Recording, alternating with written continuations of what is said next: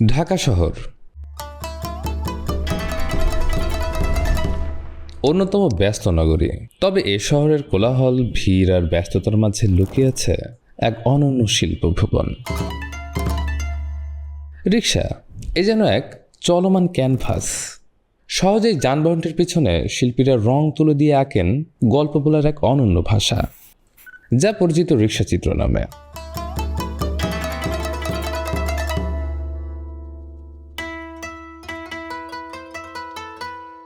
রিকশার আগমন বাংলাদেশে ঘটে সেই ব্রিটিশ আমল থেকে। প্রথম দিকে শুধু যাত্রী বহনের জন্যই সাদামাটাভাবে এটি চলত, কোনো সাজসজ্জা ছিল না। 50-এর দশকে ঢাকায় কিছু উদ্যমী শিল্পী ধাতব হুডে আঁকতে শুরু করেন ফুল, পাখি আর বিভিন্ন গ্রামীণ দৃশ্যপট। ধীরে ধীরে যেটাই হয়ে ওঠে ঐতিহ্যের এক অংশ।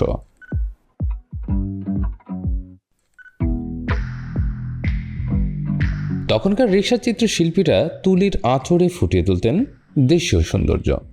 বংশ পরম্পরায় শিল্পীরা বেছে নিত এই পেশা। 70-এর দশক ছিল রিক্সা চিত্রের সোনালী যুগ। প্রতিটি চিত্র এক একটি গল্প বলতো, যা শিল্পীর চোখে সমাজের প্রতিচ্ছবি। রিক্সা চিত্রের রঙও ছিল বেশ উজ্জ্বল, লাল, হলুদ, নীল, যেন ধূসর শহরের বিরুদ্ধে প্রতিবাদ। কিন্তু এখন সময় বদলেছে। 90 দশকের সেই দিকে প্রযুক্তি বদলে দেয় এই শিল্পকে।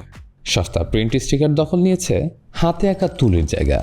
ডিজিটাল প্রিন্টিং আর ভিনাইল স্টিকার হয়ে উঠেছে দ্রুত টেকসই সমাধান।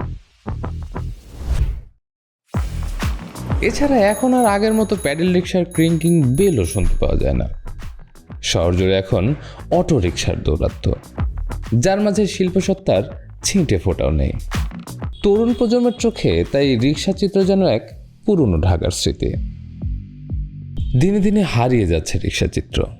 এর ফলে আমরা হারাচ্ছি শহরের রাস্তাঘাটের চলমান কবিতা, হারাচ্ছি সেই ক্যানভাস যা প্রজন্মের পর প্রজন্ম আমাদের হাসি, কষ্ট আর স্বপ্ন বহন করে চলেছে। রিক্সা চিত্র কেবল শুধু রং তুলির আঁচড় নয়, এই শহরের আবেগ, স্বপ্ন আর স্মৃতির আর্কাইভ। যদি আমরা এখনই এটিকে ভুলে যাই, আমরা হারিয়ে ফেলতে বসবো দেশীয় রঙিন এক ঐতিহ্যকে।